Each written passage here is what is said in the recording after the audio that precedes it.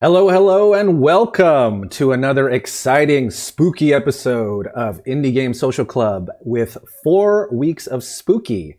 This week we'll have a mini discussion on a game that was in the running for our monthly game called Detention. With me today, I have the lovely, the beautiful Ilker, hailing from Stockholm, Sweden.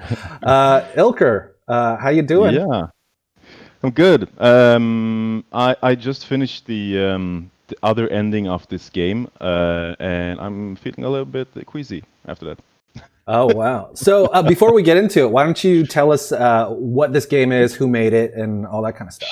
Sure. Yeah, the game is made by a company called Red Candle Games. They are based in Taiwan, and the premise of the story, it's about these two students, Wei and Ray, who find themselves trapped in school during a hurricane, and weird shit's starting to happen. Um, like the game also takes place in 1960s, I think, which is during a oh god, what's the word for it? The White Terror. The White Terror, Yeah, a but real event. yeah, during martial law that lasted for 36, 37 years. 38, which I remember Shit, that yeah. because it's like 1 year older than how old I am, which is like Right. crazy to be able to live an entire life under martial law is pretty wild, Yeah. you know? Yeah, and the story, like, it slowly unfolds, and it's mainly about that. And yeah, you wanna jump right into the story, or Yeah, I mean, let's get chatting. I mean, like the game sure. doesn't really hold back. I think once Right. you kind of figure out what the game is trying to say or portray, it gets right into the spooky and weird. Like I think once you jump in, you're just disoriented. You don't know what the hell's going on. Yeah. But yeah, so I think within the first few minutes of the game, you start off as a guy named Wei, Mm-hmm. as the main character, and he's trying to figure out what the hell's going on, why he just woke up in this classroom and he's all alone. Yeah. And not to skip too far ahead, but that's like the red herring or whatever you call it, because in fact, he, I guess, quote unquote, dies rather quickly. And you, Yeah. the main character, is actually this girl that Wei meets a little bit later named Ray. And from Mm-hmm. there on, she becomes the main character, and this like crazy wild ride um, starts to unfold. And if you'll watch the stream right now, this is Wei encountering Ray for the first time in this auditorium, and you're like, when you and I were playing, it was like, what's going on? That's kind of creepy. She's in Yeah. this weird, Yeah. unnatural position. It would be Yeah, it's just sitting alone on the stage yes, there, like asleep. almost lifeless. Yeah, it's like it wouldn't be that bad if she was sitting normally or pacing, but the fact that she's Yeah. very still and she's got one arm to the side like that Yeah. was really kind of unsettling. Yeah. Um, yeah, I mean, do you have any initial thoughts about the first few minutes of the game? No, I mean because it does a bait and switch like pretty early in the game, and it keeps doing that actually. Like when after like thinking about the game for for a day now, like it actually does a few bait and switches. Like you have the first one, which is, well, obviously the one where you switch to playing as Ray, and the story also like kind of connects back to Wei, and that is one of the endings as well. But then you also have the transition from that, because there's also these monsters or ghosts wandering around in the school halls called the Lingered, Mm-hmm. and for me at least, I thought that the game was focusing a little bit on that. And then the game just like transitions into to telling you about the history of Taiwan, and that is also a beta switch in a way Right. in the story. Um, so yeah, like to me, if I just jump right to it, sorry, Oh, no worries. but to me, like the game. Um, so when you start the game, it says these are all fictional characters. It's a fictional story, but it's based on real events. And even so, like the emotions and the struggles that these characters in the game they go through they are still real. These are still struggles that real Right. people have at some point in time, or might still be going through. Um, and to me, like the story was so powerful. Just thinking about that. Yeah, in Um, hindsight, I don't think um, the upfront horror was that scary or lingering even, like, right, like we had these yeah. zombies like, ooh, spooky fun, right? It was just kind of like being on a roller coaster, but the lingering the horror for me was the themes of like guilt and the Yeah. like what just happened, what is going on. And again, like the game starts off with a huge, like really heavy disclaimer going, like that makes you go, what the fuck am I getting myself into, right? Because Yeah. there's themes of violence and gore and stuff like that, right? And Hmm. I'm hoping we kind of get to that in the footage, but you uncover these notes in the school or wherever you discover, and it tells you how to deal with these demons that you encounter.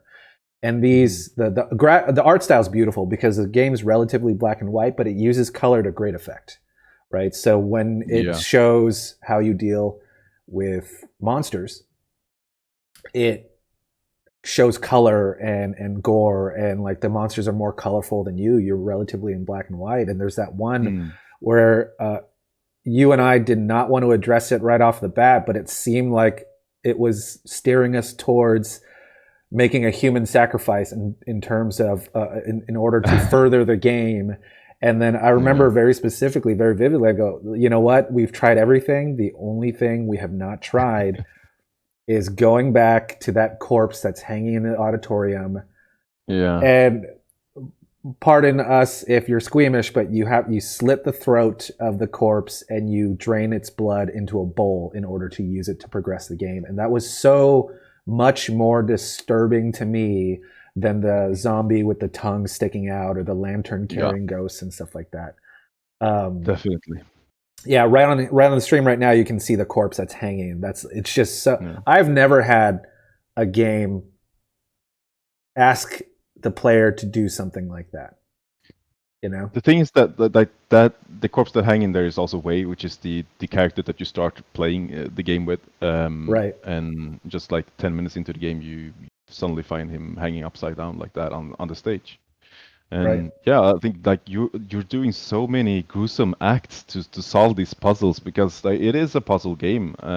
Yeah. Like the gameplay in its core, it is a point and click puzzle game.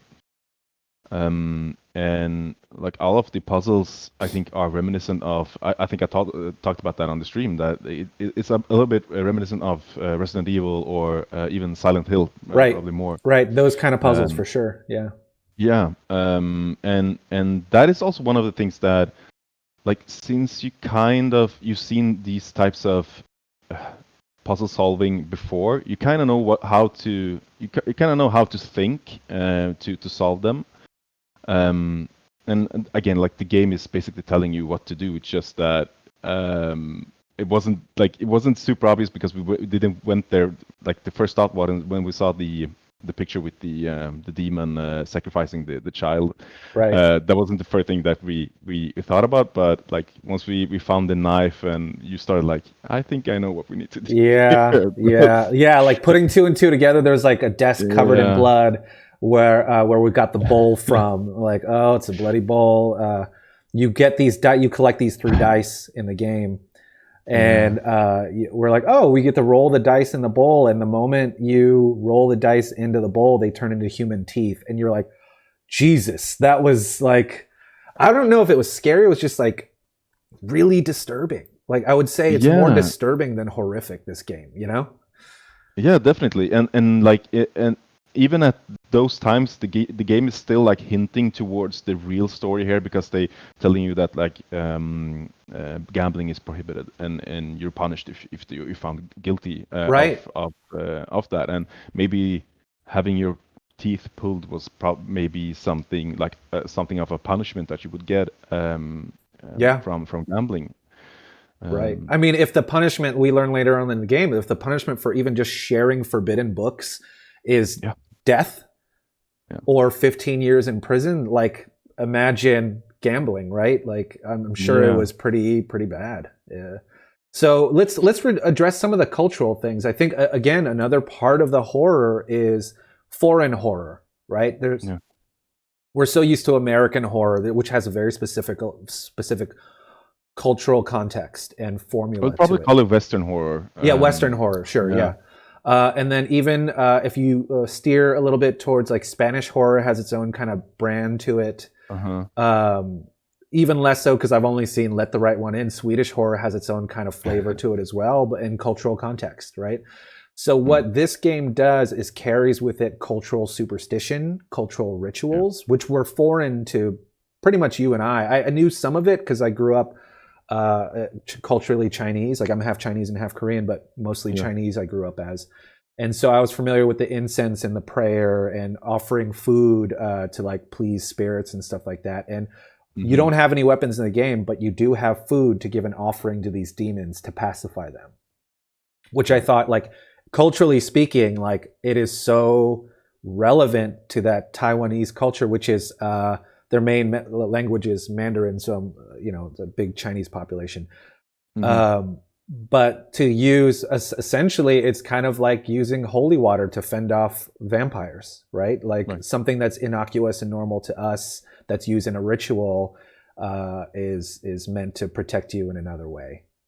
Exactly. Yeah. It's just kind of cool to see just another representation of that. And I'm wondering, actually, from your perspective, seeing that and not knowing these kind of cultural contextual things, did it make it more horrific for you, more intriguing, or did it enhance anything? It definitely is intriguing because not knowing what it is, it kind of, for me, it builds up this mystique around it. And I think like maybe because the religion here is Taoism and it's I think it's based around mysticism as well. It's very spiritual. But like having you around, like it was, I was very happy to play the game with you because all these things would probably pass like over me with the offerings, and just having you talk about it and explain it.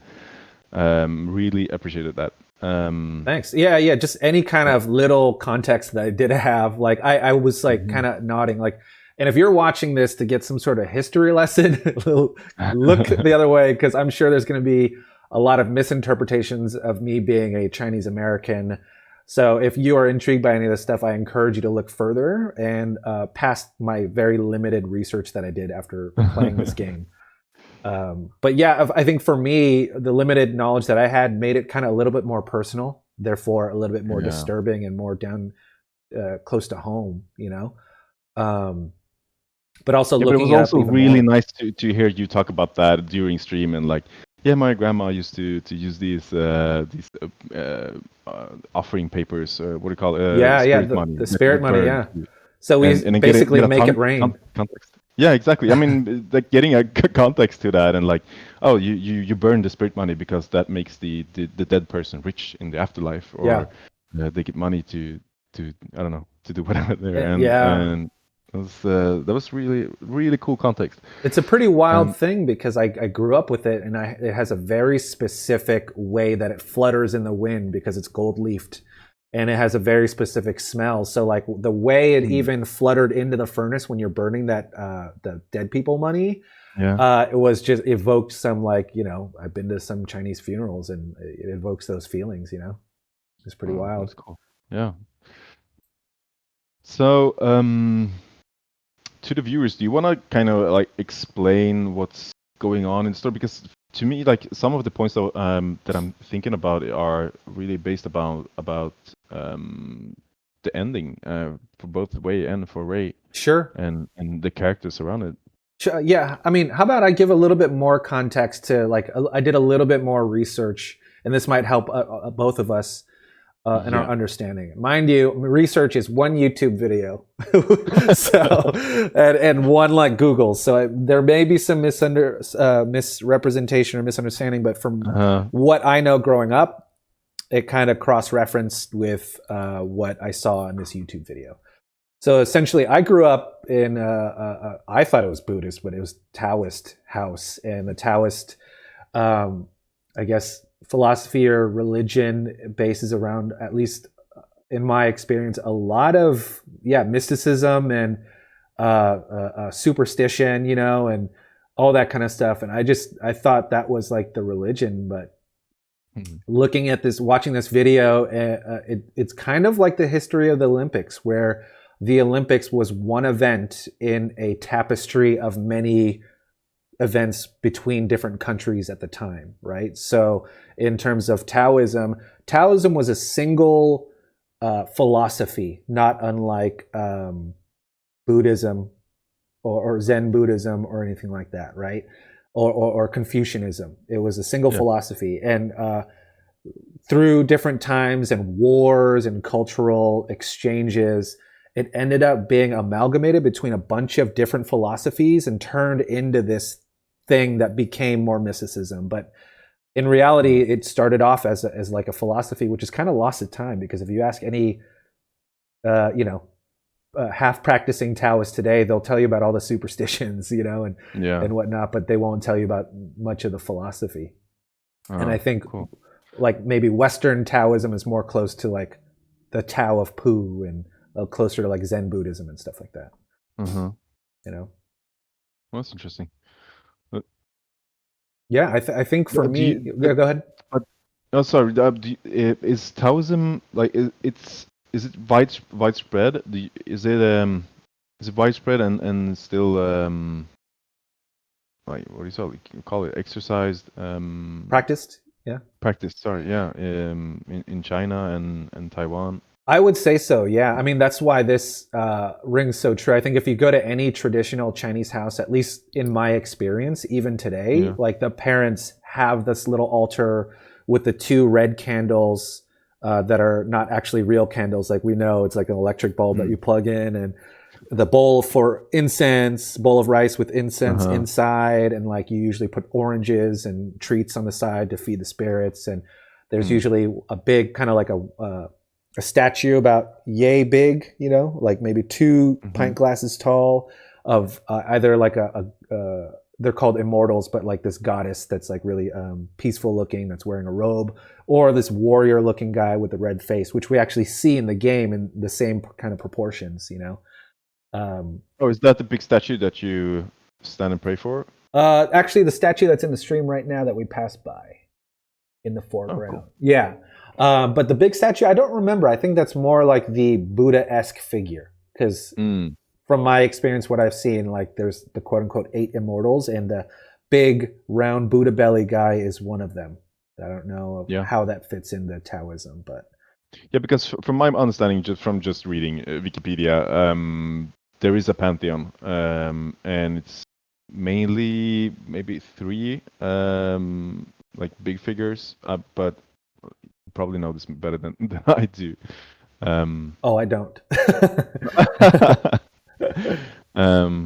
But yeah, I thought that was really interesting about it, that they have this pantheon and all these different gods, and they all do different stuff. And and I like that they don't try to overly explain it. It's kind of like they just throw you into this world, and whether you get the context or not, it's still horrifying, and it's still relatable because of like this girl commits atrocities, you know, and that's kind of like whether you're Swedish or Spanish or American or whatever, like you understand that.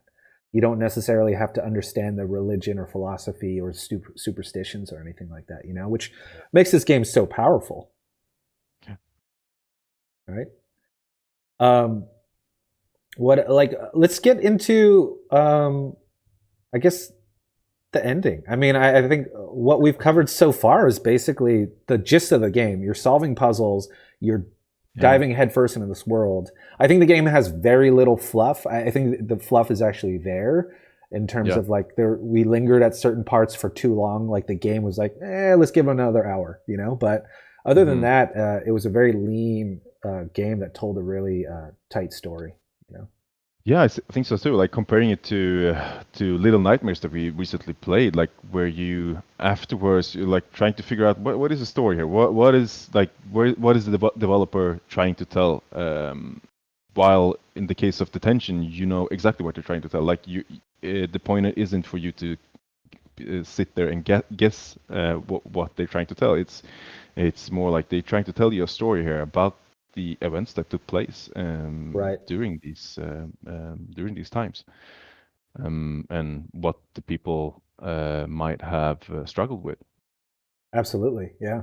And going into the ending, like the things that lead up to the ending, like because we are following this girl Ray, and what she does is she snitches on her. Is it her counselor She or teacher? snitches on her counselor uh, Yeah, for being the one that holds a secret club and distributing these like free thought books yeah, that are illegal. yeah. And the reason that she snitches on him is because she is in love with him, and he's also in love with her. But he's for some reason he also has a relationship with her teacher. And when she finds that out, she exerts vengeance by telling on them. Right. I mean, so for a little bit more context, we slowly reveal, like, we think that Ray's kind of the victim in all this, but as we play the game, we realize that everyone you encounter essentially is the victim to Yeah, Ray. definitely. And we're just kind of experiencing her repercussions and her spirit's journey, her soul's journey, right? Um, yeah, you find out like there's things you encounter that you're forced to encounter, like shit wasn't okay at home. Her dad was a womanizer, and you Exactly. have Yeah. to encounter that in the spirit world. Um, and so you know that things were not okay. So maybe she was looking for an escape, and she found that escape in her counselor, and she fell in love with I her counselor. You know, I think the game does like the story tells a very strong. There's a really strong point there as well about family and having the comfort in your family, and uh, if you can't find that, a child will seek that comfort for elsewhere. right? Um, and in this case, like it tells you what could possibly happen, and it kind of shows the worst case scenario here as well. Right. And as you mentioned, like I think all the characters in this game are victims of the White Terror, like of the things that have been going on in that country during that time. Yeah. Um, There's a part in the game where you encounter this spirit that you can only see in fleeting glances. Like you'll enter a room and you'll see it just like kind of running off, and then you follow it to yeah, the roof, and then in order to get one of the components to unlock a door, you follow the spirit and you see the spirit jump off, and we assumed that it was Ray, you know. yeah, But as we see the story unfold, it ends up being Wei, who is our protagonist that we started off with. But Wei looks a little bit different. He he looks looks, older, yeah. but I still don't think if it was Wei. It probably was. It probably was him because he was at the school. Well, the part is right here. Back then. Actually, it's playing Yeah, on the stream right now. Let's yeah. see. Is I when mean, he's it looks like smoking it could be cigarette. Ray. Actually, It it kind of it, looks like her. definitely looks like her. But also, like Yeah, we see Wei at the end of the game, and he's standing at the balcony. I'm assuming that he like took a leap, but maybe he's just kind of contemplating and contemplating. visiting her death's place, going, "Oh, she Yeah, took her life no, here." because Right. the ending that we got, there's actually two endings to this game, and as I mentioned before with streaming, the endings aren't good bad. There's no good or bad ending. There's just like two different sides to the same coin. So the ending that we got is that we, you're you're asked 4 questions at the end of the game, and if you answer them correctly, you will get to see or play as Wei. If you don't answer them correct, if you answer them incorrectly, like we did, we actually got three of them right. Wow. You will see Ray go into the auditorium and just step on the stage after she had snitched on her teacher and counselor, and there's an award. She's awarded with a medal, but the medal is a nozzle. Is it called a nozzle in English? The To hang medal? herself. Oh, No. noose. A noose, yeah. Yeah. So she's handed a noose, and all the people just disappear, and she's alone there with a chair, and she hangs herself Wow. um, Yeah. out of the guilt. And and one thing that is really cool with that is because I was the one playing, so I saw the achievement that was unlocked, and the achievement is called "Everyone Loves You." Oh, wow. And I think that is that is so powerful, like because like yeah, everyone loves you, but at what cost? Like you can't live with the guilt, and it is her ultimate demise in the end. Like that, she can't live with what she's done because yeah, the counselor is sentenced to death as well, and Wei, yeah, as we said, Wei is sent to prison for 15 years. Interesting. I Um, wonder what the parallel. I'd like to think most things in terms of like artistic expressions are intentional, right? There's no like mm, things are always put in the game for a reason. Colors have a significance. Names have significance. yeah. There's a principle in Taoism that it's basically traditional Taoism is based on, which is called Wu Wei. And Wei is Mm-hmm. spelled Wei, the same as the main character in the beginning of the game. Oh, yeah. And what Wu Wei means in Chinese is basically do nothing.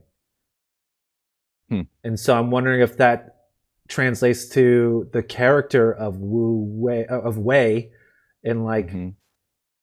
did he do nothing? I mean, I guess he did nothing wrong, right? Did he? No, no. The only like what he the only thing he did was thinking freely. And Yeah. and I think that is also one of the points that the game is trying to make, like the freedom of speech. Because I think at several points, like they talk about freedom and as I mentioned that if you get all the answers correctly, you will get a scene where Ray talks to her counselor. Um, and he will say like, he will just ask why aren't people supposed to be born free? Why Right. are we hindering people from speaking freely and living their lives as they want to? Um, And he got punished for it. He got he got 15 punished years for in it. Yeah, prison as a goddamn kid, right? yeah, exactly. And that is like the other ending is that you get back to school as Wei and you walk around and you 15 can years actually open later. up. I think it's even more than that because he does not look like a 30. 30-year-old. Yeah. I mean, He's 30, 15 years in prison might age you a little longer, right? yeah, Right. probably yeah, Yeah. but I want to believe that he's an old man that just returns there. He's Yeah. finally has the courage to just face True. his history Yeah. and yeah, he's just walking around in this abandoned school and reminiscing and just thinking about everything that's happened because the last scene that you get from there. I was just gonna mention that once you get the control of Wei again, you can open up your notebook and there's like letters that he wrote to his dad or his dad wrote to him when he was in prison, telling him that his mother had passed away in a sickness Oh my God, that's so and tragic. yeah, I teared up. Like I couldn't hold it back. I Yeah. was reading that and the thing like there's also a personal note there from Wei when he he says that like he remembered his mother and he was taken when he was taken away by the police and he didn't realize then that that would be the last time he saw his mother Yeah. because she passed away while he was imprisoned. Yeah. And it's so sad and it's so dark and like the fact that that shit happens Wait, and was has that the happened the and still good happens. ending? That was supposed to be the good ending? But it's not a good ending. Like it's just Right.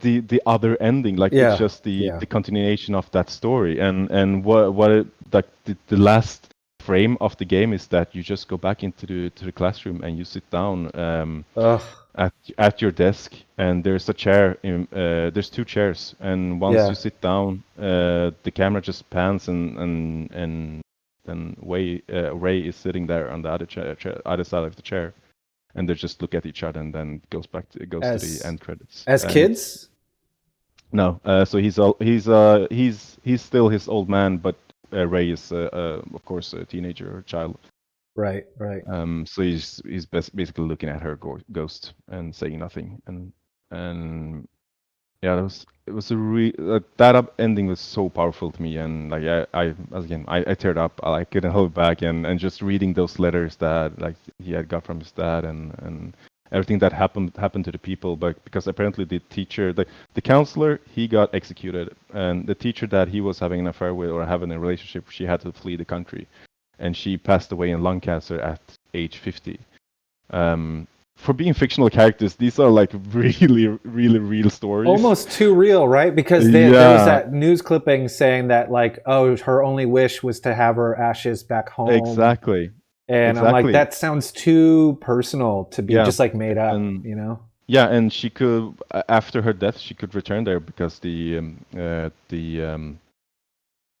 what's it called? Sorry, martial law was lifted, and there's a note there where he says like, well, I got amnesty and my crimes were lifted, but 15 years of my youth was taken away from me, and I can never get that back. Right. I mean, it's crazy. I mean, and this can kind of lead to visual presentation, but I still maintain that a good story is a good story. It doesn't matter if you have the world's best graphics or if you have pixel art. Like I've been moved by stories told through like really like simple pixel art before, and this is no different. In fact, I don't think it could have worked as well if it was a polygon based game with like amazing graphics. I think it worked really well in this like 2D, like almost hand painted, hand drawn format. You know? Definitely, and because you're also exploring it and you're doing it in your own pace. I don't know if you mentioned this. They made a movie last year about this game. And they're also releasing a Netflix series based on this in November. And it's going to be really interesting to see how they tell the story and at from what point, because from my understanding, it's going to be the series is going to be from the viewpoint of the counselor. Oh, interesting. But again, like you in a game, you can explore in your own pace, and you can read all these notes and get all this, like read about these the story in between the lines, or you know what I'm saying? Yeah, absolutely. There's a lot of layers to it. Yeah, exactly. And there's I mean, it's different ways to tell a story, of course. But yeah, it's going to be interesting to see how they actually portray the story or tell the story in a passive media. Right, that's true, because part of the effect is you doing these things, right? Like you slicing the throat of that corpse hanging of Wei's corpse, right? That was part of the horror. Another was like, again, like, okay, so I'm going to bring up this game that I'm sure was a huge inspiration for this game. It is a Super Nintendo game or Super Famicom game called Clock Tower. And it was a very early point and click adventure with a female protagonist stuck in this hotel. It's a Japanese game. And it didn't really do well anywhere outside of Japan because the protagonist is very slow, much like our protagonist in Detention. She has no weapons. In fact, her only weapon is to run away. And I think what this game does on ahead of the Clock Tower is that it gives you a more interactive way of running away from the ghosts, right? Which is holding your breath. And I thought that was really cool because whether or not that's a true part of like Taoist superstition to like hold your breath around like a mean spirit or something, I thought that was like really neat. And that the more you hold your breath, the blurrier the game gets. And I thought that was so cool. And that was that tension when you and I were playing. We were like, oh my God, you're getting blurry. You're getting blurry. She's passing Yeah. by. It was just really, really effective. Like this Yeah. game knew what to pull out of its tool bag and when to use it at just the right times, right? Sure. Um, and yeah, with that said, we can talk back to like visual presentation. Like, what are your thoughts on this 2D presentation with the color and the art style and stuff like that? I loved it. Yeah, I kept reflecting on it today actually, and what I landed on is that I think the art style, because it is very saturated, as you can see on the screen. It's everything is almost black and white, but there are colors, but everything is very saturated. Right. And for me, I think this is kind of they're trying to tell you what the character or what Ray is feeling. Like it's portraying her emotions. Yeah.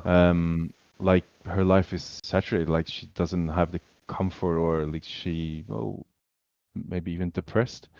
Um, Right. because at a certain point in game, you get this explosion of color, Right.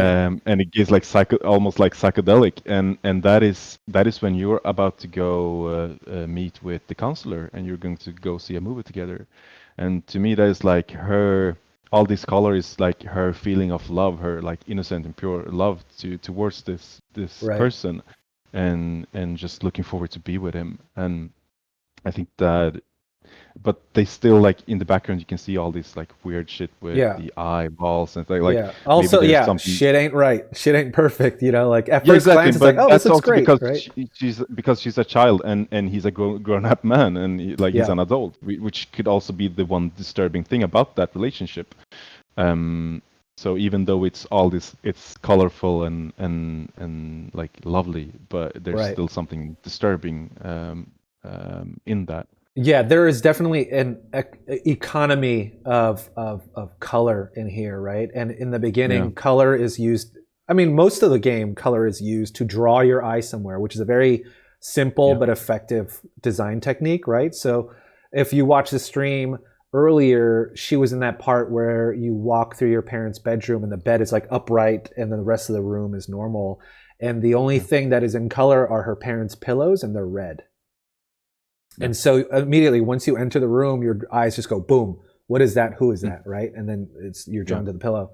And then so when you start to see things like when you're walking through the cyberpunk color field, right?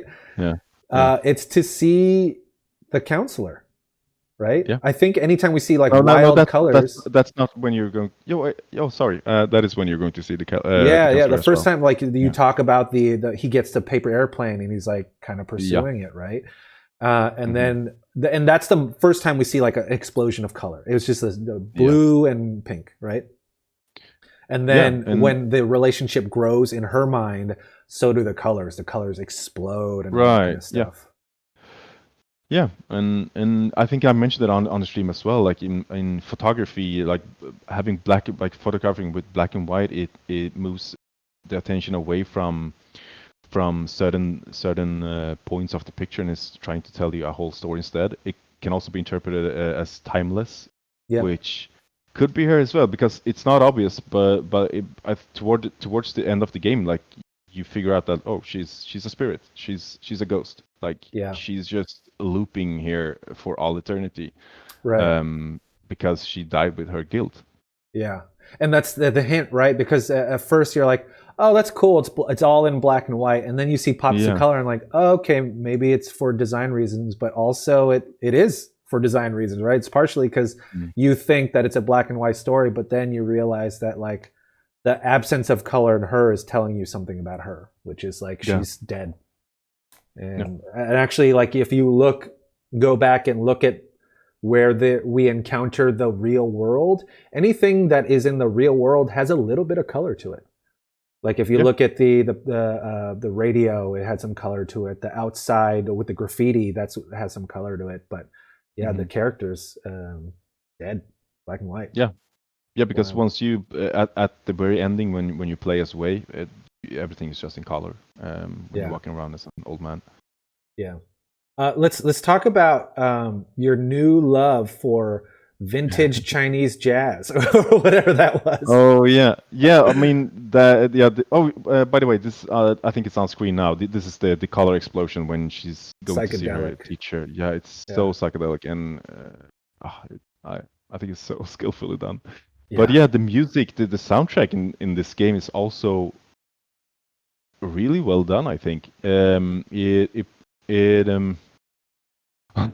well, you have the parts with the Taiwanese jazz or Chinese jazz playing. That was just awesome. I'm trying to find the those songs. Yeah. It's a little bit harder than I thought it I would don't I be. don't even know what to type in for Google, like Me that neither. style of I mean, music. it's like 30s, 50s Yeah. um, jazz. I don't know Right. from China.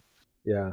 Uh, I'm just looking at my notes here because I wrote something about the music. Yeah, there were moments where you like stopped, you listen to the radio because you were really enjoying it. I That's was. cool. That was really neat. Um, But that was also like the one of the first times that you actually heard someone sing, because it's mostly ambient music Uh, throughout the game. But I don't know. I think the entire soundtrack is so well done because it invokes so many feelings, and it just without taking over, it just right. it just helps the story, and like it basically does what a good soundtrack should be doing. Like it just um, helps you feel what the game's what game wants you to feel. Right. And it didn't Um, stick to one genre, which is what I really liked, right? There was like yeah, just ambient horror, and then there was like, yeah, the traditional old school Chinese music. And then yeah, at one part it got a little bit electronic, but it was all to taste, right? yeah, and I think like the end at the ending you even get like a this slow rock ballad, Yeah. which is a little bit reminiscent of Silent Hill again. Yeah. Um, but yeah, I really love the parts when they had these like traditional Chinese instruments. There's a part when you're praying to this huge statue on the schoolyard, and I think there's a fiddle playing during when you're tossing these stones that will represent what the god answers to you when you ask him.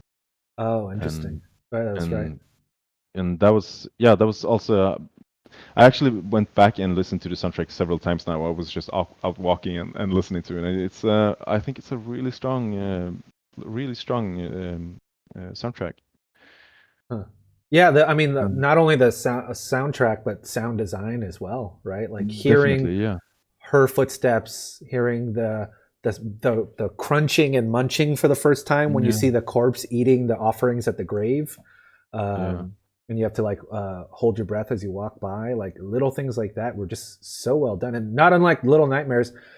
I think Little Nightmares in my head was done a little bit better. This was just done like differently, yeah, but like the sound effects they used were really like had a nice texture to it, and it all felt really great.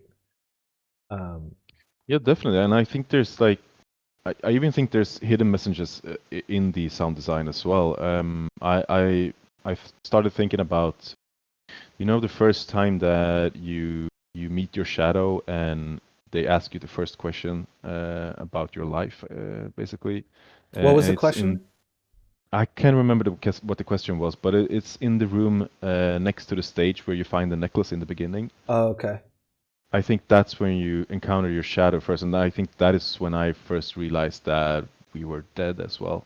But what you can hear in the background is someone crying, and just like I've been thinking about it the whole day, and like I think Wow. that is Ray crying, like crying out of despair for what she has done, and just like not knowing what to do anymore, like not having anything to live for anymore, and yeah, ultimately taking her life Right.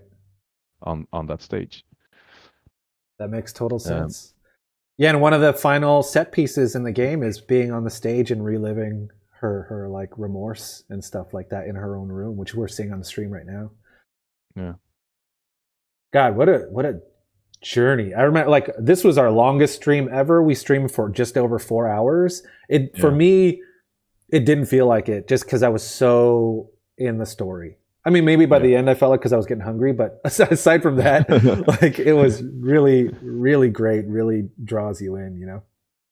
And Definitely, and yeah, no, I just go ahead. wish we could get some thoughts from the other club members. I mean, like Little Nightmares was fantastic, but if this was in the monthly discussion too, I think we would Yeah, be like on fire just because there's so many themes to address, you know. yeah. I kind of wish we had picked this game, but yeah, maybe it was a bit too different. Maybe like maybe being from a different culture, like Hmm. you don't really recognize it right away, as you do with Nightmares. But then again, Nightmares is also like a very popular game as who has gotten a lot of attention. Right. Um, and I think Detention has also received very good reviews, and I think it's also very much talked about. I mean, they even made a movie and a Netflix Right. series about it. So, Right. Right. um, but for me, like when you mentioned it in our Facebook group, that was the first time I heard about it. And I hope a lot more people play this game and notice this because yeah, again, like it's telling such a strong story and not only um, not only did the game educate me on the history of Taiwan, it also made me interested in the history of Taiwan. Like Right. I told you, like I spent like we finished the stream at 12 in Swedish time or Central European time. I stayed up at almost to 2 a.m. just reading Wikipedia about Taiwan history and the White Terror and Taoism and now I kind of want to go there as well and just like meet the people that I've been Right. reading about Yeah.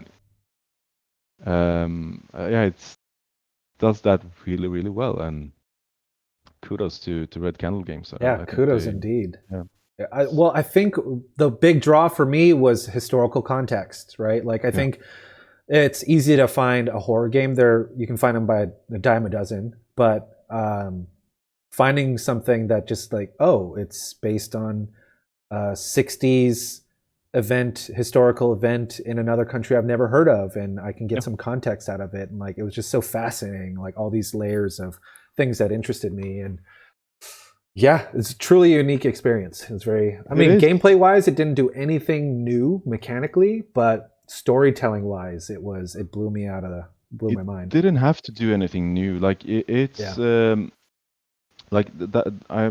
As I mentioned before, I think it is good that it didn't try to do anything different because then you would be focusing on that.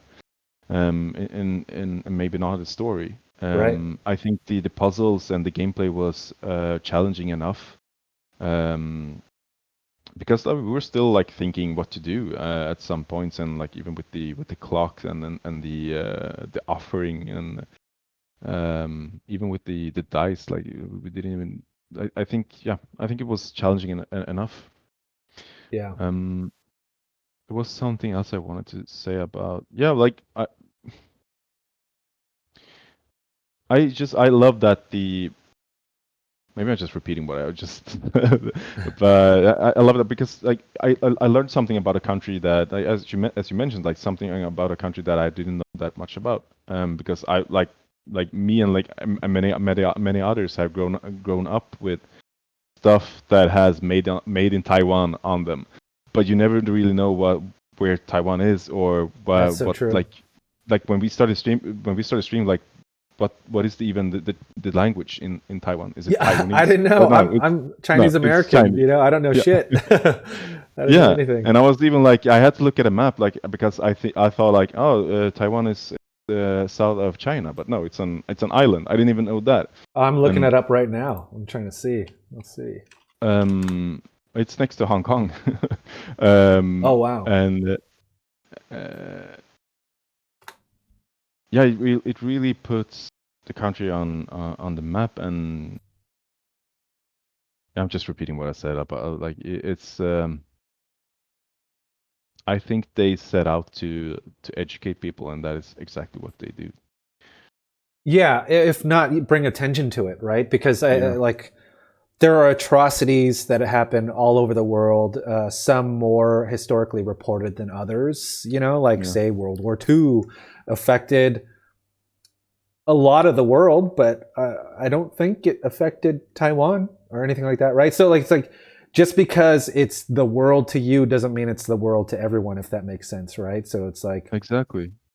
it was And so centralized within Taiwan that and it's a huge deal as well as a huge deal to Taiwan's history. They probably look at it as big, if not bigger, than World War II for themselves, you know. for sure, yeah. And the fact that most of the world doesn't know what it is, but Exactly, but you know, because I think you and I discussed this, I don't remember if it was before stream or it was during stream, but we talked about like the history that you learn in school, and for me it usually stops at World War II. That modern history is that's World War II, and it's always focused on America and Germany and like the atrocities that happened in Europe, but yeah, you never really talk about what happened in East Asia during that time or even afterwards, because yeah, this takes place after um, the Japanese government that was ruling Taiwan when they finally handed over to China after World War yeah. II.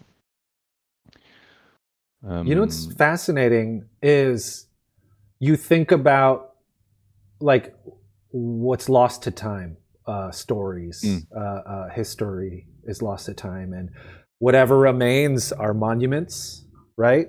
Like yeah. you see a story like I the other day, a few weeks back, I was exploring San Francisco. There's a gigantic cross at the top of a hill in San Francisco. I'm like, that's weird. Like San Francisco's not really religious, um, and you know you're supposed to separate church and state, right? Hmm. Typically legally, right? We go up there and there's a plaque on the floor saying that it's a monument to the Armenian genocide. And it made me think, it's like, that's the only context that I got. I don't know about the Armenian genocide other than that monument. And that Yeah, was enough for me to kind of look it up and see what it was about. And that's kind of what this game accomplishes, right? It's kind of like a digital monument. Like it accomplishes the same definitely. idea. It presents this thought to you, saying, "Hey, if you don't know about this, this is what people experienced." And it's like Mm, I would say it does the same job as a monument, if not a little bit deeper, because it's interactive, right? yeah. And what a beautiful way to do it, you know, through a game medium, so unexpected, Definitely. Yeah, right? hands down, it's really really beautifully made, and I think they even you I think a few points in the game you encounter graves or unmarked graves, and one of them I think is Ray's unmarked grave. Um, and like on your topic of monuments, like graves are also a way of building a monument for a person, but like you can never. It's hard. I wish you could actually Google up like people that way that you can do on historical events and read about people that lived and what happened to them and Right. because reading about the White Terror last night, like there were 1,000 like registered deaths of people executed for By the different government. reasons. That's Yeah. registered, not unregistered, hidden, right? Like, Exactly, yeah. And there was a lot more people also imprisoned during yeah, that time. And again, that is still happening, like in different places in this world. yeah, yeah, Um, people being robbed by their freedom, robbed of their freedom, yeah, yeah. and killed for speaking freely. Um, The fact that it's even just called the name terror is in its name, it has so many yeah, implications, right? That historically it is recognized as terror. yeah, It's not a exactly, yeah, nickname. It is the white terror, which is yeah, wow. Like what a powerful word that hmm, encapsulates a lot, right? yeah. Um, which is a decent segue to say what we kind of normally try to steer our discussions to, which is like with all that we've experienced and all that we've played up to this point, actually, as Indie Game Social Club, who do you think this game is for? Wow. Well, you definitely have to be interested in horror games to Yeah, even make it like to even for it to even come up on your radar. true. because yeah, for me, what piqued my interest when I saw you post about it is yeah, it was a horror game, but it was Asian, which is something I'm interested in. It. The political part, I think you mentioned it was something political about the game, but I didn't care that much about that. Hmm. Um, when we were voting, for me, I think yeah, it is for someone who enjoys horror, but like if you can get past that, there's such a good story, such a powerful story that this game is telling you. So it should be educational. Like this should be played by Yeah, everyone. yeah, Um, and just like out of education. But yeah, again, it has some horror elements with jump scares, but it's not leaning on that. It never leans on that, I think. yeah. Um, but yeah, I think it's hard to say that. I would say like generally it's for people who enjoy a horror game if they wanna play a really well made point and click puzzle horror adventure ish. Yeah, I mean, draws the horror fans, but I think people that are used to playing a traditional horror game might Uh-huh. be split down the middle, right? Because it is more Probably. psychological horror. It is a little bit more, I don't want to say calm, but it's like a slower burn, and it's Yeah. the peaks and valleys aren't like up and down, up and down. It's just kind of a slow rise into this really uneasy feeling, and then lets you down a bit, and then brings you back up Mm. again. And yeah, it's definitely a different experience. I would definitely say it is for. It was made for horror fans, but knowing that Red Candle Games is a Taiwanese developer, I Mm. feel like whether or not it was successful as a horror game was kind of irrelevant. Like, I think personally, as an Yeah. artist, sometimes you feel like if you have a platform, you have a responsibility to tell a story. Um, Mm. and I think this was there. I think the reason why this is so successful in Taiwan and in Asia was because these people stood up on their platform and they told a story that wasn't told for a very, very long time. Yeah. You know, I think there's um, they talk a lot. There's a lot of. I'm not comparing necessarily one atrocity to another, but we hear Mm. about the Holocaust a lot because we have a platform in Hollywood for people to tell those stories, Yeah. these Western-ish stories, right? But you don't really hear too much about the it's another horrible word, but the rape of Nanking, where some really awful atrocities were committed against the Chinese people that were, up there with genocide. It was very, very horrific things. But I don't think anyone has really had has taken the platform to tell a story that could get on the radar like this. You know what I mean? If it Yeah. is, maybe it's. I don't want to. This is me completely projecting out there, but maybe it's like the Chinese government holds it back so it's being told in a very specific way that kind of diminishes the human story that's being told on either side. But yeah, there's also politics involved, right? So I'm assuming Red Candle's games got on the government radar for creating this game called Detention, and then when they made the follow-up game, it was put under a lot of scrutiny because, am I getting this right? Their content was being controlled by the Chinese government. Was that right? Yeah, I think that it came off as they were criticizing. I can't remember the figurehead's name, but it, they got probably they basically got offended, and the game was pulled from from sales. I think just from like because it had been released. Yeah. Um, but I think that what detention does, it's like it tells a story without pointing fingers, really, without offending anyone. It's just telling, This is what happened. yeah, this is what happened. Like this is the shit that happened here. Yeah. Um, Also, I'm Yeah. looking at the stream right now. That I love that logo, the red candle logo. It's kind of neat. Yeah. Yeah, it is. It's Yeah, very. I I don't love know it. what if it's supposed to stand for a very specific symbol, but it was really neat. Yeah. Now that we're back on the title screen for Detention Yeah. on the stream, we were talking about when we were playing through the game about how these seemingly innocuous images, right? Like when you start the game, we started the game for the first time. We got that weird disclaimer. You see a chair and paper airplanes, you think nothing of it, right? But then we beat the game and we see the chair and the paper airplanes again. We're like, oh my God. Yeah. All of it makes sense. Yeah. It made no sense at the beginning, but who would have Uh-huh. thought that a paper airplane and a chair by the end of the game could give you so many chills, right? Yeah.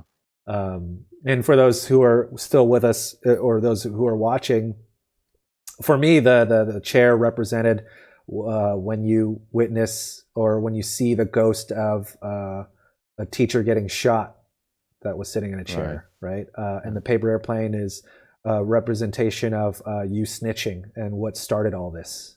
Yeah. Or no, actually, no, that was the I think love note, love letter, right? To the counselor. exactly. Yeah, I think it was the love letters that she was sending to the Yeah. counselor. And yeah, in the chair it reappears, and in the ending of at least in Ray's ending when she hangs. Right. There's that too. There's So, that context, yeah. of her standing and hanging. But yeah, there's chairs a lot, like solo chair in the room, chair that she sits on when you meet her, chair that she hangs herself at the end. Like Do you that think chair that is have like a significant. cultural meaning? Do you know that if it has something in Taiwanese That's a really culture good or point. I don't Chinese? know. I wouldn't be surprised if a chair, because there are a lot of words that are not forbidden, but bad luck in Chinese because they sound like other words. Like 4 is a very bad luck number because if you say the number 4 wrong in Chinese, it rather than saying the number 4, you're saying death, right? So okay. Chinese is a very musical language. So if you say Yeah. say, it's 4. If I say say, that means death, right? Okay. Same with like mother. You can say it 3 different ways, and it's like means mom, horse, and grandmother. Like it's all very different, Okay, very nuanced. interesting. Yeah. You know. But yeah, maybe we can look it up and see if how to say chair in Mandarin. Yeah, because I think this game has a lot of symbolism, but I think a lot of that also passes me by because I don't understand what it is. I still like it's not trying to hide the story or anything behind these symbols. Right. It's still like you know what the story is about and what happens in the story. It's just the symbols. I think they represent different aspects of the story, which I don't fully understand. But there's like you see a goldfish at one point, and I was like, maybe goldfish because you have them in this really small aquarium. Is like oh, interesting. Yeah. like symbolizing of the people being controlled by the government, Right. and yeah, fish is a theme too, right? Because we saw like healthy goldfish, and then towards the end there was like these unhealthy fish with their bones showing, and then there was some fish in the psychedelic scene and stuff like that, right? Exactly. That could be like there could be a representation of people slowly wasting away in that type of government to control. Right. And also like the eyeballs could be a representation of people are always watching you. You should never talk ill about the government or talk ill about anything, and because people will snitch on you. Yeah, hands. We saw a lot of hands, and I don't know if it was more overt, cross-cultural, like just a lot of bloody hand imagery. Like she had blood on her hands, from like the symbolism. Yeah.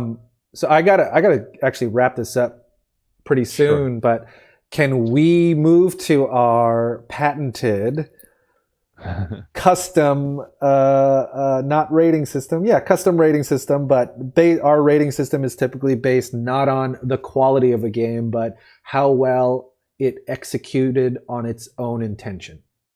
That makes sense. I feel like I keep explaining this differently and I keep making it more confusing sounding.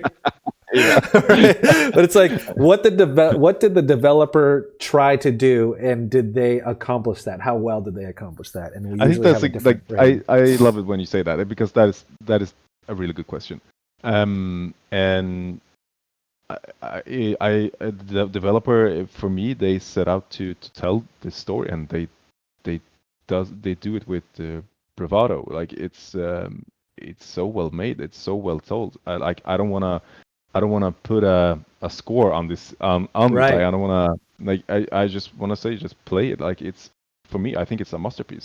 I think it's one of the best games I played this year. And I would probably put it on my top whatever. That's a um, strong statement, but I believe you. I had a really great time playing this game, and I have a hard time thinking off the top of my head what was a better storytelling experience, right? Not just like yeah. necessarily a game, but this was such a good medium for a story being told. It's very cool. Yeah, yeah, because for me, like a a game that makes me think about the game after I played it through and look up stuff, actual stuff in the history and try to learn more about it and and and just again like keep thinking about the game. To me, that is like they Yeah. made what they set out for. I think Um, if the developer was trying to tell a story with historical context, mhm, get you to at least know what it was. If they were trying to yeah, get you to have a peek at Taiwanese culture and have themes of regret and guilt, and the horrors of military occupation, they succeeded masterfully. yeah. And just for fun, I would like to propose that the rating system for that is based on long demon tongues. 1 to 7.5 long demon tongues. I give it 8 long demon tongues in that Yeah. regard. I'm gonna top then and say 10 10 out of long demon. 7.5 long demon tongues. That is the greatest score Detention has ever gotten from Indie Game Social Club. Yeah, Yeah, but what a ride, huh? yeah, I think the game's I think it's a masterpiece. Yeah, Masterpiece in storytelling, at least. absolutely. Yeah, I mean, we talked about how, for me, Rain World is going to be a game that I will talk about for better or for worse for a very long time because of such a bittersweet experience that I had. But the guy did what he did to his own detriment. The developer did. Mhm. You know, this one I'll be talking for a very long time because of how well they executed on their vision, and I think whatever was in the developer's mind came out, and you can feel it. They put their heart into it, and you can feel it. Thought Yeah, it was great. yeah, and Yeah. I'm looking forward to the Netflix series. I'm really Yes. interested to see what they will do with that. If people don't want us to pirate movies, put it out there, because I was looking on every streaming platform to look for the movie version of Detention, and it is Uh-huh, yeah. nowhere to be found Yeah, unless because you look knowing it's for. going to be a Netflix series, I'm a little bit skeptical. I would rather see the movie that is made, I don't know, independently at least, not by Netflix, sponsored by Netflix. Right, But right. Yeah, I mean yeah, the movie is about the length of the game, really. So there's yeah, a tightness of story that they can tell, as opposed to, I'm sure the series is going to be great, but they're going to stretch out a 3-hour story into like what 8-10 episodes or something like that, right? yeah, yeah, Um, Anyways, yeah. that was great. I'm really glad we got to chat about this today. Me Any too. final thoughts that you'd like to share with people? Um, no, I think I said it all. Like I'm just staring at my phone where I have all my all my notes, and I'm wondering if I got anything across. But yeah, if you're somewhat interested or like just go play this game, it's 4 hours of your time. You're gonna learn some heavy stuff. Yes, I agree wholeheartedly. Couldn't recommend it more. Really spooky, especially now. Today's the last day, at least for me, of October of 4 weeks of spooky. But thanks for joining us, and we will see you on our next stream, whatever that is, whether it's a just playing or a monthly discussion. Thanks for joining Hmm. us. Hej då! Bye.